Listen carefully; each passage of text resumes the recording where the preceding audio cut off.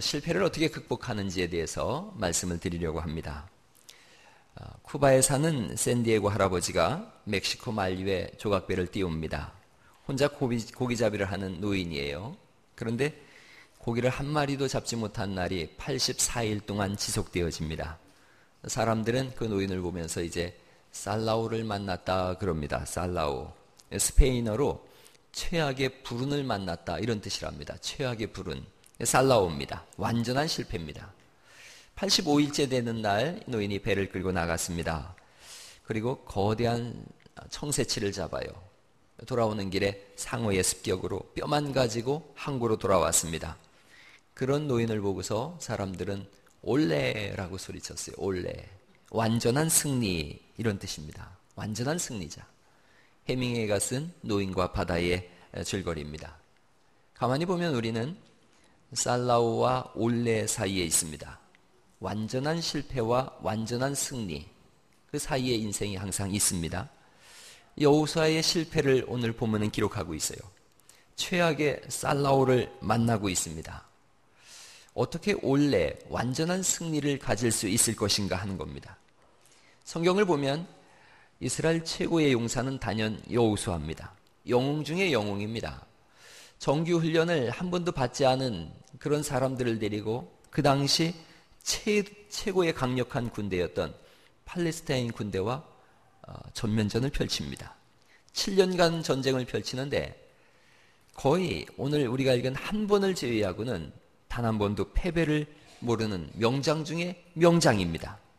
요단강을 대략 40리 정도를 가르고 이스라엘 백성들을 이끌고 마른 땅을 건너간 용장입니다.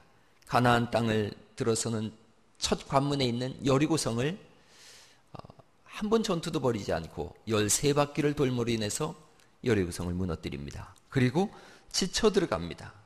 여리고성은 이중벽으로 되어 있는 튼튼한 성입니다. 높이만 해도 6m에서 7m 이상 되는 곳입니다. 거기를 13바퀴를 돕니다. 그리고 무너뜨리고 몰려 들어가서 60만 대군을 진두지휘하면서 여리고를 싹 멸망시킵니다. 대단한 전쟁입니다. 엄청난 올레의 성과를 이룬 거지요. 인생이 이런 시간이 있어요. 올레의 시간이 있습니다. 마음먹은 대로 될 때가 있습니다. 이대로 가면 야구 경기를 치면 퍼펙트 게임을 이룰 수 있는 그런 때가 있습니다. 여호수아 최고의 올레를 맞이했습니다. 그런데 저나 여러분이 잘 알다시피 인생은 그렇게 호락호락하지가 않습니다. 인생에는 반드시 살라우의 때가 있습니다. 오래전 경기도 연천에서 공비 토벌 작전이 있었습니다. 이때의 포병 소위로 이운봉이라고 하는 분이 참전을 했어요. 아주 패기 만만한 젊은이였어요. 그런데 여기서 척추를 다칩니다. 그리고 1급 척추 장애인이 되어져요. 인생 속에 최악의 살라우를 만난 거예요. 그가 침상에 누워있을 때 그를 간호하던 간호사가 이분을 마음에 뒀어요. 그래서 둘이 사랑을 합니다. 그런데 척추를 쓰지 못하고 안치를 못하니 양가 부모가 반대를 하는 거예요. 특별히 신부 측이 반대를 해요. 엄청난 반대가 있었지만 두 사람은 포기하지 않습니다. 여자분이 3년 동안 자기 부모님에게 편지를 썼어요. 그리고 허락을 받았어요. 얼마나 좋았겠어요. 그리고 결혼해서 얼마 뒤에 상상하지도 못했던, 전혀 생각하지도 못했던 아기를 갖게 되어졌습니다. 그런데 문제가 있어요. 이운봉 씨는 통증을 잊기 위해서 매일처럼 몰핀을 상용하고 있었어요. 그리고 여자분도 간호사인데 임신 사실을 모르고 장기간 감기약도 먹고 또 주사까지 맞았어요. 초음파 검사를 했는데 아기 손가락이 자라지 않는다는 거예요. 다리도 자라다 말았다는 거예요. 기형아가 분명하다고 해요. 절망이지요. 최악의 살라우를 또 만난 거예요. 아기를 포기하라고 주변에서 다 얘기를 하는데 이 두 분은 신실한 그리스도의 사람이에요. 그리스도인이에요. 기도하면서 아기를 낳기로 결단했어요. 아니나 다를까 아기는 짧은 다리에 짧은 팔 그리고 조그만한 살덩어리가 붙어있는 짧은 손가락 양손 합쳐서 손가락이 4개였어요. 삶을 송두리째 무너뜨릴 만한 위기가 우리 삶 속에 늘 있습니다. 위기의 때를 겪지 않는 사람은 한 사람도 없어요. 한평생 이런 위기가 없다면 그보다 복된 인생은 없을 거예요. 그런데 그런 인생은 없어요. 아무리 시시한 영화를 봐도 위기가 있어요. 성경을 읽어봐도 개인이나 역사나 위기가 있습니다. 위기를 겪지 않고 큰 사람은 한 사람도 없습니다. 승승장구하던 여호수아, 위기의 때가 찾아왔어요. 여리고라고 하는 거대한 성을 무너뜨리고 그 다음에 있는 성이 아이라고 하는 성이에요. 보니까 작은 성이에요. 여리고와는 비교할 수 없는 성이에요. 그러자 이 사람들이 자만했어요. 다 갈 것 없다. 3,000명만 올라가자. 그래서 3,000명을 데리고 아이성 공격으로 올라갔는데 여기서 제대로 싸워보지도 못하고 대패했어요. 간신히 도망치기에 급급했고요. 성경 말씀을 보니까 마음들이 다 녹아버렸다 그래요. 낙심하고 절망하고 낙담했어요. 이제 돌아가야 되는데 요단강을 건너왔으니 돌아갈 길도 없습니다. 나가든지 아니면 죽든지 양자택일을 해야 돼요. 오늘 현대를 사는 현대인들의 모습이 이렇습니다. 특별히 중년의 모습이 이와 같습니다. 30대 중반 이후로는 다 중년이라 그런답니다. 돌아가자니 너무 멀리 간 거예요. 또 주저앉자니 자리가 주저앉을 자리가 아닌 거예요. 나가지도 앉지도 못하는 거예요. 앞으로 나가려고 하니까 너무나 무서운 적이 딱 버티고 있는 걸요. 중년의 이야기를 들어보면 아침에 눈 뜨는 게 무섭답니다. 자신을 바라보는 사람들의 눈길이 부담스러운 거예요. 또 나이가 좀 더 들면요. 이렇게 다람쥐 쳇바퀴 돌듯이 살다가 끝낼 인생인가. 그렇게 스스로 무너지는 거예요. 아이성 앞에 이스라엘 같은 거예요. 인생의 위기 속에 이러한 때에 어떻게 진행해 나갈 것인가. 어두운 터널을 들어갔을 때에 어떻게 할 것인가. 이러한 실패의 때에 여호수아가 어떻게 했는지를 보려고 그러는 거예요. 여호수아가 쓴 방법이 있습니다. 첫 번째, 하나님이 곁에 계심을 기억하는 겁니다. 하나님이 항상 함께 계심을 기억하는 겁니다. 이것을 기억하는 것과 기억하지 않는 것은 천지 차이입니다. 이분은 7장을 한번 보시겠어요? 여호수아서 7장 5절입니다. 여호수아서 7장 5절 말씀 보시죠.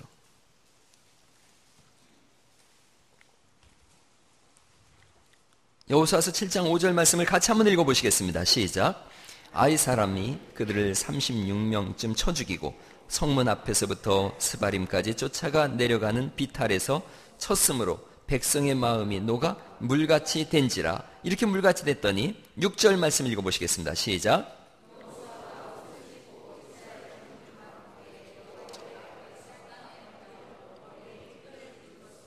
점을 있다가 여호와의 궤는 법궤를 말씀합니다. 하나님의 임재를 상징하지요. 하나님이 함께 하신다라고 하는 증거의 궤가 여호와의 법궤입니다. 이 고난의 때에 절망의 시간에 여호수아는 알고 있습니다. 하나님은 그러할지라도 우리와 함께 하신다. 할렐루야. 하나님의 별명이 임마누엘입니다. 임마누엘. 임마누엘 뜻이 뭐예요? 하나님이 우리와 함께 하신다. 옆 사람한테 한번 인사하세요. 임마누엘의 하나님이십니다. 그렇습니다. 하나님은 언제나 함께 하세요. 여러분, 구원이 우리가 실패하고 절망했을 때 하나님은 더욱더 가까이 계심을 믿으시기 바랍니다. 자녀가 놀 때에 부모가 멀리 있지만 자녀가 넘어지면 쏜살같이 달려가서 손을 내밀어서 이렇게 세우듯이 우리가 어렵고 절망의 때에 주님이 더 가까이 계심을 믿으시기 바랍니다. 여호수아는 이것을 기억하고 있어요. 하나님은 나와 함께 하신다. 하나님은 나와 함께 하신다. 어렵고 절망의 시간에 하나님은 더 가까이 계신다. 8장을 보시죠. 8장 1절. 8장 1절 2절 말씀. 8장 1절 2절을 같이 한번 또 읽어보시겠습니다. 시작. 여호와께서 여호수아에게 이르시되 두려워하지 말라, 놀라지 말라. 군사를 다 거느리고 일어나 아이로 올라가라. 보라, 내가 아이 왕과 그의 백성과 그의 성읍과 그의 땅을 다 내 손에 넘겨주었으니 너는 여리고와 그 왕에게 행한 것 같이 아이와 그 왕에게 행하되 오직 거기서 탈취할 물건과 가축은 스스로 가지라. 너는 아이성 뒤에 복병을 둘지니라 하시니. 아멘. 하나님이 곁에 계세요. 곁에 그냥 계신 것뿐만 아니라 자세하게 전략을 짜주세요. 어떻게 전투를 치르라라고 말씀하세요. 여호수아는 묻고 하나님은 말씀하세요. 위기를 극복하는 첫걸음은 하나님이 곁에 계심을 믿는 것입니다. 우리가 잘 아는 다니엘의 세 친구가 있어요. 하냐냐, 미사엘, 아사랴입니다. 다니엘의 세 친구가 풀무불 속에 들어가요. 그런데 그때 느부갓네살 왕이 보니까 세 사람이 들어갔는데 누가 몇 명 있는 것 같이 보여요? 네 사람이 있는 것처럼 보여요. 한 사람이 더 있는데 그는 신의 아들과 같은 모습이더라. 하나님은 우리의 인생이 풀무불 같은 속에 들어갔을 때 그때 더 가까이 계심을 믿으시기 바랍니다. 1999년에 BBC 방송이 실시한 여론조사에서 지난 1000년 동안 최고의 탐험가 1000명을 조사했어요. 크리스토퍼 콜럼버스, 제임스 쿡, 닐 암스트롱, 마르코 폴로, 그리고 5번째로 사람들이 뽑은 사람이 세클턴입니다. 세클턴. 그의 이야기를 담은 책이 인내라고 하는 인듀어런스라고 하는 책이 나왔어요. 1914년에 영국의 극지 탐험가입니다. 세틀턴은 27명의 대원들과 함께 남극 대륙을 횡단하는 데 도전합니다. 그런데 남극 대륙에 발도 디뎌보지 못했어요. 얼마나 바다가 단단하게 얼어붙었는지 그의 배가 저렇게 난파되어져 버렸어요. 결국 배를 버리고 남극해를 떠나는 부빙에 몸을 싣고 이들은 인간의 상상을 초월하는 그런 역경 속에 떨어지게 되어집니다. 이 처참한 환경 속에서 이들이 무너지지 않아요. 그리고 똘똘 뭉쳐서 투혼을 발휘합니다. 펭귄을 잡아서 배고픔을 해결하고요. 추위에 발이 얼었다 녹았다 하는 썩어지는데도 전진하고 또 전진해요. 천신만고 끝에 망망대해 한 무인도에 자기 대원들을 다 안착시킨 세클턴은 5명의 대원을 데리고 구조를 요청하러 떠나갑니다. 그들이 가지고 있었던 것은 6m에 불과한 그런 구명보트 한 척이에요. 이 구명보트에 해발 3000m가 넘는 그런 산을 넘어서 이들이 사우스 조지아 섬에 도착을 합니다. 그리고 조난당한 지 634일째 되던 날에 이들이 다 구출받아요. 한 사람도 죽질 않았어요. 다녀와서 세클턴과 그의 친구들이 나눈 이야기입니다. 이렇게 고백했어요. 길고도 험했던 여정의 마지막 단계인 얼음산을 넘을 때 우리 일행은 분명 3명이었는데 나는 4명처럼 느껴졌다. 이상하게 느꼈던 나는 동료들에게 물어봤더니 그들도 그렇게 느꼈다고 했다. 그 힘들고 어려웠던 여행 내내 하나님이 우리와 함께 동행하셨던 것이다. 그렇습니다. 어렵고 힘든 때 하나님이 늘 함께 하세요. 인생의 어려운 실패의 터널을 통과할 때도 기억하세요. 하나님이 함께 하신다. 오늘 우리의 삶 속에 절망과 좌절이 있습니까? 때로는 이 실패로 인해서 무너지는 인생이 있습니까? 아침마다 눈을 뜰 때마다 생각하세요. 임마누엘의 하나님이 나와 함께 하신다. 다니엘의 세 친구와 함께 했던 그 하나님께서 나와 함께 하신다. 저 하늘 보좌에 있으실 수 없으셔서 이 땅에 내려오셨고 우리의 죄를 대신하여 십자가를 지시고 우리의 모든 문제를 해결하신 주님, 그 주님께서 승천하시고 성령을 보내셔서 우리와 함께 하시는 줄 믿으시기 바랍니다. 성령께서 우리와 내주하심을 믿는 것입니다. 그것이 실패에서 드러나는 첫 번째, 일어날 수 있는 첫 번째 걸음입니다. 두 번째는 이렇습니다. 여호수아는 자신의 일에 최선을 다하더라는 것입니다. 맡겨진 일에 최선을 다합니다. 하나님이 함께 하시니까 하나님이 다 하실 것이다. 나는 뒷짐만 지고 있으면 되지. 그것은 실패를 실패자로 만드는 길입니다. 하나님은 우리에게 일하라고 분명히 말씀하셨습니다. 승리를 위해서 최선을 다하라고 말씀하십니다. 물론 이런 말씀이 있어요. 너는 가만히 있어 내가 하나님됨을 알지어다. 분명히 그런 말씀도 있습니다. 그러나 이것은 구원에 관한 부분입니다. 구원에 관해서는 우리가 할 일이 하나도 없습니다. 주께서 다 해놓으신 줄 믿으시기 바랍니다. 주님이 십자가에서 말씀하십니다. 다 이루었다. 그것은 값을 다 치루었다는 뜻입니다. 예수님께서 우리의 죄값을 십자가에서 다 해결하셨습니다. 우리가 한 일은 하나도 없습니다. 단지 그것을 믿음으로 믿고 받아들이면 되는 것입니다. 그것은 구원에 관한 부분입니다. 그러나 그리스도인으로 사는 것은 생활에 관한 부분입니다. 생활은 전쟁입니다. 구원 얻은 이후에는 치열한 전투가 시작되어집니다. 구원받기 전에는 어차피 마귀의 밥이니까 마귀들도 건드리질 않습니다. 그러나 구원받은 후에는, 예수 믿은 후에는 끊임없는 공격이 시작되어집니다. 이단이 오기도 하고 시험을 주기도 합니다. 때로는 의심을 구름처럼 몰아오기도 하고 사람들 사이에 이간질을 시키기도 합니다. 그래서 때로는 교회 안에서 심각한 싸움이 일어나기도 합니다. 그것은 여기가 영적인 전초기지기이기 때문에 그렇습니다. 세상을 마귀는 그냥 둡니다. 그냥 둬도 타락해서 어차피 지옥에 갈 인생들이기 때문에 그렇습니다. 그러나 교회 안에는 그렇지가 않습니다. 지난주에는 그렇게 설교가 은혜스러웠는데 이번 주에는 목사님 목소리도 듣기 싫은 그런 때가 있습니다. 이렇게 좋은 교회를 본 적이 없는데요 하고 기뻐하고 감사했는데 어느 날은 교회를 확 떠나고 싶은 그런 마음이 들 때도 있습니다. 신앙생활 제대로 한번 해봐야지 마음 먹었는데 꼴 보기 싫은 인간이 눈에 띄기도 합니다. 교회 생활이 그럴 수가 있습니다. 마귀의 계략은 너무나 치밀합니다.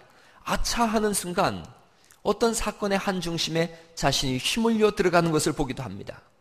그래서 우리는 매 순간 이런 영적 싸움의 한가운데서 최선을 다해야 될 것을 성경은 말씀하고 있습니다. 8장 1절을 보시면 아이성입니다.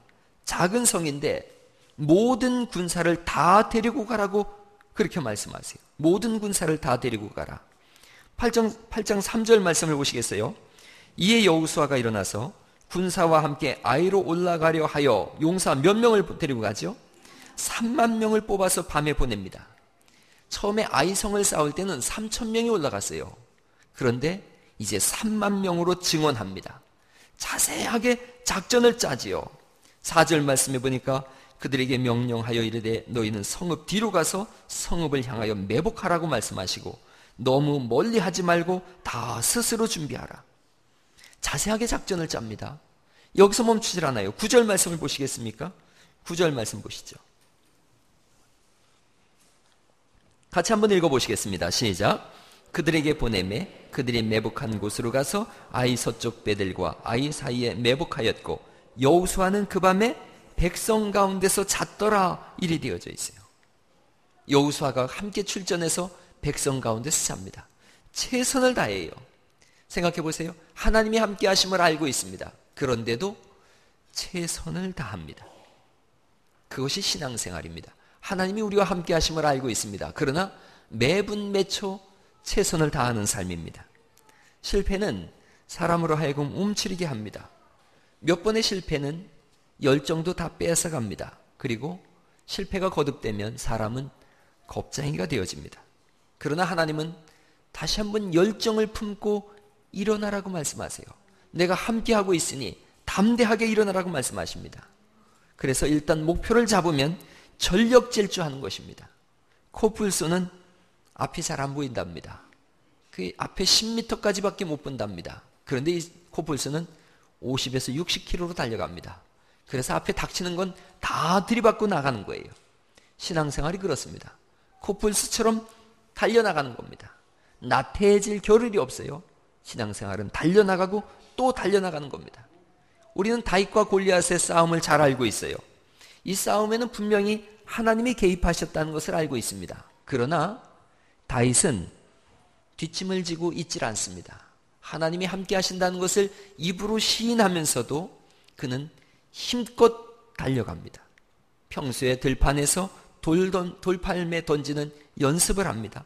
평소에 사자와 곰과 싸우는 그런 훈련을 합니다. 최선을 다하는 삶의 연장선상에서 그는 골리앗을 무너뜨리는 당대 최고의 명장이 되어집니다. 신앙생활은 최선을 다하는 것입니다. 언젠가 인터넷에서 세계가 인정하는 발레리나 강수진의 발을 봤습니다. 그리고 그분이 인터뷰하는 것을 봤어요. 아주 감동이 있었습니다. 그리고 고은 시인이 그 강수진에 대해서 글을 쓴 걸 읽어봤습니다. 그 글에 이런 내용입니다. 감동이란 이런 것이로구나. 그녀의 발은 그녀의 성공이 결코 하루아침에 이루어진 신데렐라의 유리구다가 아님을 보여줍니다. 하루 19시간씩 1년에 천여 켤레의 토슈즈가 달아 떨어지도록 말짱하던 발이 저 지경이 되도록 그야말로 노력한 만큼 얻어낸 마땅한 결과일 뿐입니다. 그녀의 발을 한참 들여다보고 저를 들여다봤습니다. 너는 무엇을 대체 얼마나 했느냐? 그녀의 발이 저를 나무랍니다. 인정합니다. 엄살만 심했습니다. 욕심만 많았습니다. 반성하고 있습니다. 그렇습니다. 신앙생활은 하나님이 함께 하심을 믿고 끊임없이 달려가고 또 달려가고 질주하는 것입니다. 시작할 때 제가 이윤봉 씨에 대한 이야기를 들려드렸습니다. 아이가 태어났어요. 태어난 아기는 짧은 다리에 짧은 팔, 그리고 양손 합쳐서 손가락 4개. 그러나 이들은 하나님에 대한 믿음을 포기하지 않습니다. 아이에게 피아노를 가르쳤어요. 불가능한 일인데 부모는, 그리고 이 아이는 멈추질 않았습니다. 손가락 끝이 터져서 매일같이 피가 나옴에도 불구하고 끊임없이 피아노를 치고 또 연주했습니다. 그리고 결국 피아니스트가 되어졌습니다. 우리가 잘 아는 이희야 양입니다. 4손가락의 피아니스트 이희야 양은 그런 가정에서 태어났습니다. 실패가 없는 인생은 없습니다. 누구나 다 실패합니다.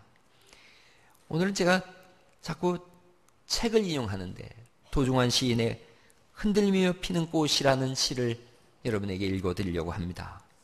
흔들리지 않고 피는 꽃이 어디 있으랴? 이 세상 그 어떤 아름다운 꽃들도 다 흔들리면서 피었나니, 흔들리면서 줄기를 곧게 세웠나니, 흔들리지 않고 가는 사랑이 어디 있으랴? 젖지 않고 피는 꽃이 어디 있으랴? 이 세상 그 어떤 빛나는 꽃들도 다 젖으며 피었나니, 바람과 비에 젖으며 꽃잎 따뜻하게 피었나니, 젖지 않고 가는 삶이 어디 있으랴? 교회 안에서 요즘 교회 가족들을 만납니다. 많은 간증들을 듣습니다. 그들의 간증을 들어보면 어렵고 힘든 아주 지난한 시간들을 보냈어요. 금요 구역 모임 때 여집사님 한 분이 간증을 해서 은혜를 받았습니다. 버림받은 인생으로 스스로를 알고 있습니다. 고단한 인생입니다. 모든 것을 다 내려놓고 포기한 인생처럼 그렇게 살았습니다. 그런데 그러한 때에도 하나님이 늘 함께 계셨음을 알게 되어졌습니다. 자신을 위해서 기도해주는 많은 동역자들도 있음을 알게 되어졌습니다. 그러자 하나님의 은혜가 그 속에 강물처럼 밀려왔습니다. 다시 성경을 읽기 시작하고 기도를 시작합니다. 은혜의 강물이 터지고 방언의 은사가 임하고 하나님을 사랑하노라고 하는 고백이 생겨나고 삶의 모든 부분들이 바뀌어가고 있습니다. 할렐루야. 그것이 하나님의 은혜입니다. 고단한 자리, 그곳에도 하나님이 함께 하십니다. 힘을 내라고 하십니다. 여러분 곁에 지금 울고 있는 사람들도 있고 웃고 있는 사람도 있습니다. 살라오를 만난 분도 있고 올레를 만난 분도 있습니다. 그러나 그 인생을 자세하게 들여다보면 모두 흔들거리면서 젖으면서 자신의 꽃들을 피워가는 것을 보게 되어집니다. 그 영롱한 꽃봉아리가 필 때에는 젖기도 하고 울기도 하는 때가 있습니다. 그게 인생입니다. 질병으로 인해서 신음하다가 치료하시는 하나님을 보게 되어집니다. 가슴 아파서 울부짖다가 나보다 더 아파하시는 하나님을 보기도 합니다. 소중한 사람을 잃고 목 놓아 울다가 부활의 소망을 경험하기도 합니다. 흔들리고 젖을 때가 있습니다. 실패의 시간이 누구에게나 있습니다. 중요한 것은 그러한 때에도 하나님이 함께 계심을 믿으시고 일어나고 또 일어나는 것인 줄 믿습니다. 대저 의인은 7번 넘어지더라도 8번 일어나는 겁니다. 하나님을 믿는다면 지금 최선을 다하는 것입니다. 오늘 제가 한 가지를 보여드리려고 합니다. 이 속에 뭐가 들었는지 굉장히 궁금하시죠?